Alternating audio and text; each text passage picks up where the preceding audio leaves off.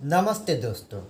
आज के इस वीडियो संदेश में मैं आप लोगों को मानव शरीर में पाए जाने वाले कुछ ऐसे हार्मोन्स के बारे में बताने जा रहा हूँ जो हार्मोन्स हमारी सभी एक्टिविटीज़, सभी इमोशंस को कंट्रोल करता है। हम ये भी कह सकते हैं कि हमारा जो पूरा शरीर ये सिर्फ हार्मोन्स का ही एक खेल होता है। मैं Paras Manibara, yoga and naturopath marmotherapist and mind power trainer. तो आइए इस वीडियो को अंत तक ध्यानपूर्वक देखिए। दोस्तों, हमारे शरीर में कुछ ऐसे ग्रंथि है जिसमें से ये हार्मोन्स सीक्रेट होता है। इसी ग्रंथि को बोलता है इंडोक्राइन ग्लैंड, अंतःस्रावी ग्रंथि। तो ऐसे हमारे शरीर में 7 एंडोक्राइन ग्लैंड्स होता है। ये ग्लैंड्स इस तरफ पहला होता है पिट्यूटरी ग्लैंड, फिर थायराइड ग्लैंड, फिर पैराथायराइड ग्लैंड, फिर thymus gland, adrenal gland, sex gland और पीनियल ग्लैंड। तो इस हर सभी ग्लैंड से अलग अलग तरह का हार्मोन्स निकलता है। तो सबसे पहले होता है पिट्यूटरी ग्लैंड। पिट्यूटरी ग्लैंड से भी 7 प्रकार का हार्मोन्स निकलता है। उसका सबसे पहला वाला हार्मोन होता है एसटीएस, सोमाटोट्रोपिक हार्मोन। इसको ग्रोथ हार्मोन भी बोलते हैं।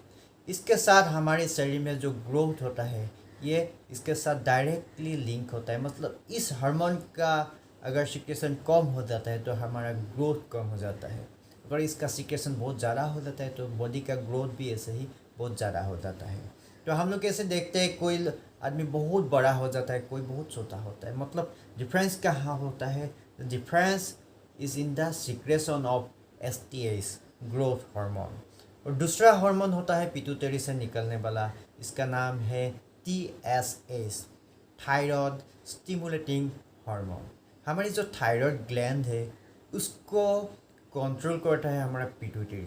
सो पिट्यूटरी से जो टीएसएस, थायराइड स्टिमुलेटिंग हार्मोन निकलता है, ये जाके थायराइड ग्लैंड को स्टिमुलेट करता है। फिर थायराइड ग्लैंड अपना हार्मोन वहाँ पे बॉडी में सीक्रेट करता है। तो पिट्यूटरी का तीसरा होता है, पिट्यूटरी से निकलने वाला तीसरा हार्मोन्स होता है एसीटीएस, एड्रिनोकॉर्टिकोट्रोपिक हार्मोन।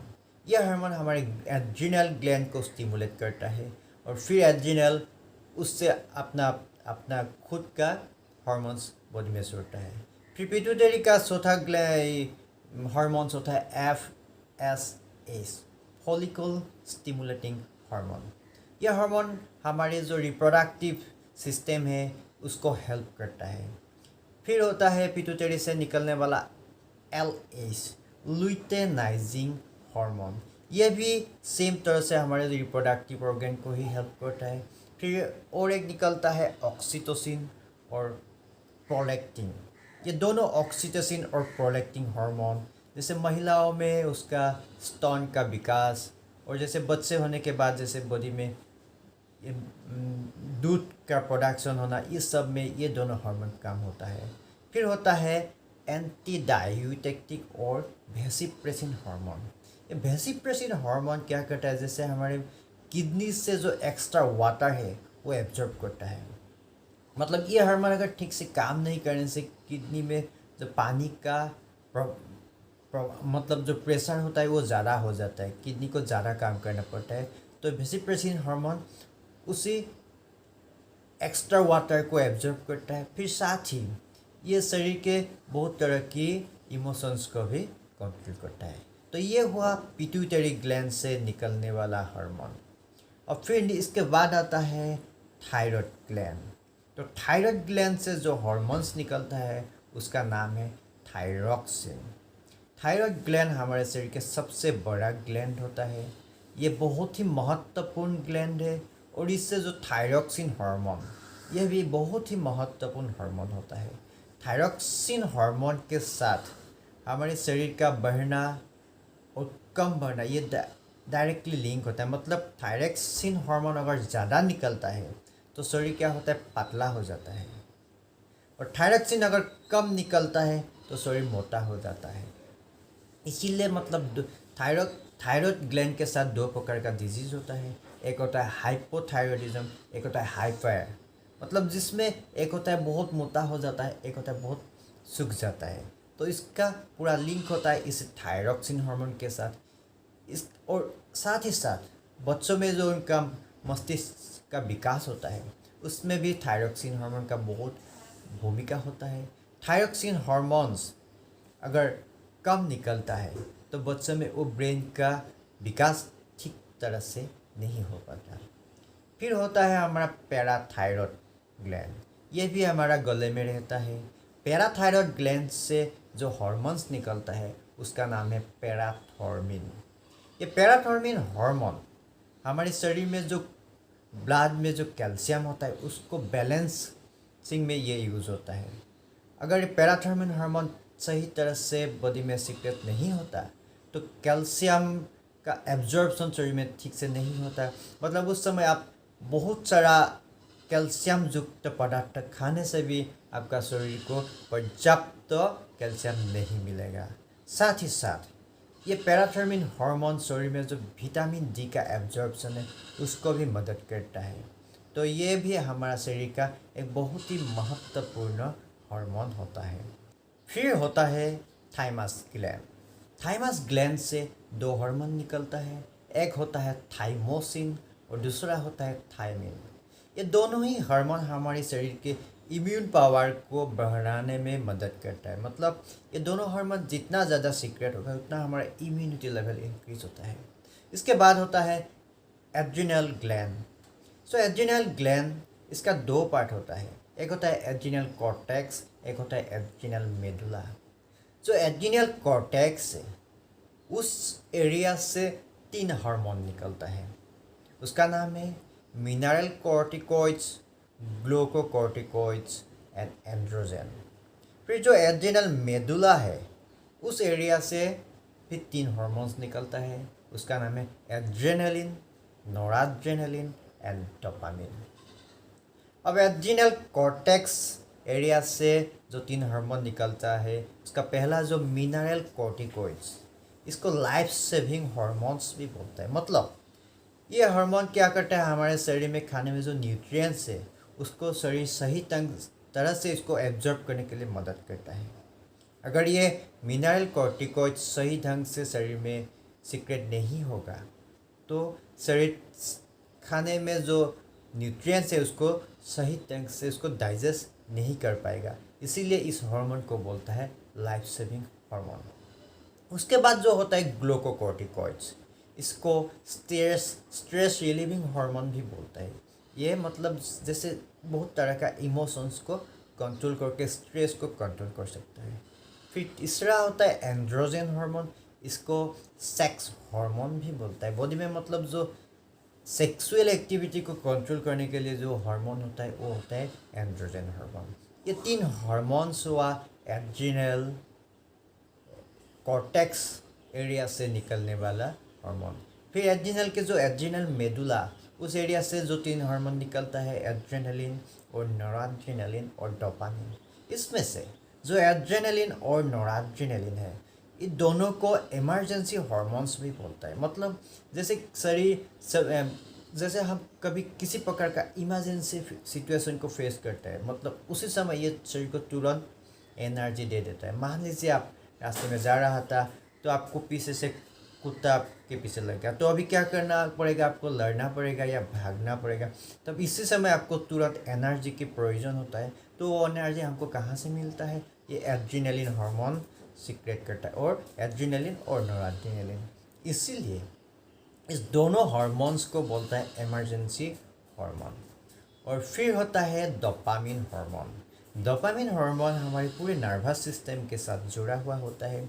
ये हमारी बॉडी को जो मतलब जो एक्साइटिंग लेवल को बढ़ाता है। और जैसे कुछ जिस हार्मोन का कमी होने से लोग अक्सर डिप्रेशन में चला जाता है। मतलब डोपामिन हार्मोन का सिक्रेशन जितना ज़्यादा रहता है उतना लोगों में एनर्जी लेवल और उत्साह ये सब बढ़न होता है। तो ये होता है एड्रिनल हार्मोन से निकलने वाला हार्मोन। फिर होता है पैंक्रियास ग्लैंड, इसको हिंदी में अग्न्याशय भी बोलता है। तो पैंक्रियास ग्लैंड से भी तीन तरह का हार्मोन निकलता है, इसमें एक है इंसुलिन। ये पैंक्रियास की बीटा सेल को स्टिमुलेट करता है और शरीर में खून में जो ग्लूकोज होता है, जो शुगर होता है, उसको ग्लाइकोजन में कन्वर्ट करता है। तो दूसरा होता है ग्लूकागन। ये ग्लूकागन उसी ग्लाइकोजन को जब शरीर की ज़रूरत पड़े, शुगर की ज़रूरत पड़े, तो अगेन उसको ग्लूकोज में कन्वर्ट करता है। और तीसरा होता है सोमाटोस्टेटिन। यह हार्मोन इंसुलिन सिक्रेशन और ग्लूकागन सिक्रेशन इस दोनों को कंट्रोल करता है, या हम ये भी कह सकते हैं कि somatostatin is a controlling hormone. तो दोस्तों, ये हुआ हमारे शरीर में जो एंडोक्राइन ग्लैंड से उससे निकलने वाला हार्मोन्स। और एक ग्लैंड्स जिसका नाम है पीनियल ग्लैंड्स, ये हमारे मस्तिष्क में पाए जाते हैं। तो इससे एक हार्मोन निकलता है, उसका नाम है मेलाटोनिन हार्मोन। ये हमारी बॉडी को रिलैक्स करने में बहुत मदद करता है। जैसे हम ये खास तौर पे रात को ज़्यादा निकलता है। अब दिन में जैसे हम एक्टिव रहता है, उस समय हमारी बॉडी में डोपामिन हार्मोन का सिक्रेशन ज़्यादा रहता है। और रात जब हम सोने जाते हैं, रिलैक्स की मूड में है, तब मेलाटोनिन हार्मोन का सिक्रेशन ज़्यादा हो जाता है। और हमारे शरीर में कुछ ऐसे भी हार्मोन्स होता है जिसको लोकल हार्मोन बोलता है। मतलब ये हार्मोन्स किसी ग्लैंड से नहीं निकलता है, शरीर अपने आप इसको प्रोड्यूस कर देता है। तो इसमें से एक होता है एसिटाइलकोलिन। ये एसिटाइलकोलिन क्या काम करता है, दोनों सेल्स के बीच में जो सिग्नल का ट्रांसमिशन होता है, इसमें मदद करता है। फिर होता है serotonin. Serotonin hormone is like a pain killer.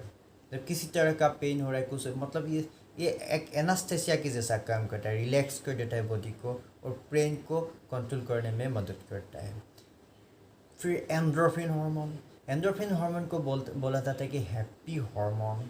Endorphin hormone takes care each and every cell of human body. तो मतलब जितना एंडोर्फिन हार्मोन का सिक्रेशन ज़्यादा होता है, उतना ही हमारा सेल्स का जो लॉन्जिविटी है वो ज़्यादा इम्प्रूव हो जाता है। सेल्स ग्रोथ के लिए एंडोर्फिन हार्मोन बहुत महत्वपूर्ण होता है। फिर होता है हेपारिन हार्मोन। ये हार्मोन्स हमारे ब्लड को क्लॉटिंग होने से बचाता है। हिस्टामाइन हार्मोन, जब शरीर में किसी अंग पे जैसे काटा गया, इंजुरी हो गया, वहाँ पे खून निकल रहा है, तो हिस्टामाइन हार्मोन जो खून में जो प्लाज्मा होता है उसको वहाँ उस एरिया में लेके जाने में मदद करता है। फिर एक होता है गैस्ट्रो इंटेस्टाइनल हार्मोन। यह हार्मोन हमारे डाइजेस्टिव सिस्टम को ठीक से काम करने में हेल्प करता है।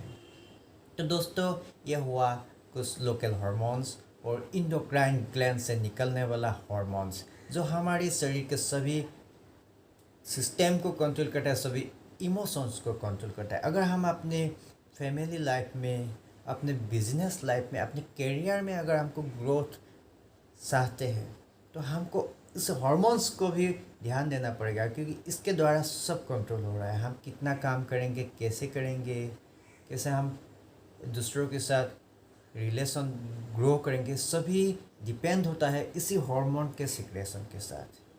और जो ग्लैंड्स होता है, इंडोक्राइन ग्लैंड्स, इसी को हम योग की नियमित अभ्यास के द्वारा इस सभी इंडोक्राइन ग्लैंड्स को हम ठीक करके रख सकते हैं। योग और कुछ ऐसे एक्यूप्रेशर की कुछ प्रेशर से हम इस ग्लैंड्स को एक्टिव करके रख सकते हैं। तो धन्यवाद दोस्तों, आशा रखता हूँ ये वीडियो आपको अच्छा लगा। अगर आपको अच्छा लगे तो प्लीज़ लाइक कीजिए, कमेंट कीजिए, मेरे चैनल को सब्सक्राइब कीजिए और कमेंट करके बताइए आपको कैसा लगा। मैं ऐसे ही आप लोगों के लिए नए नए ज्ञान की बातें लेके आऊँगा। धन्यवाद।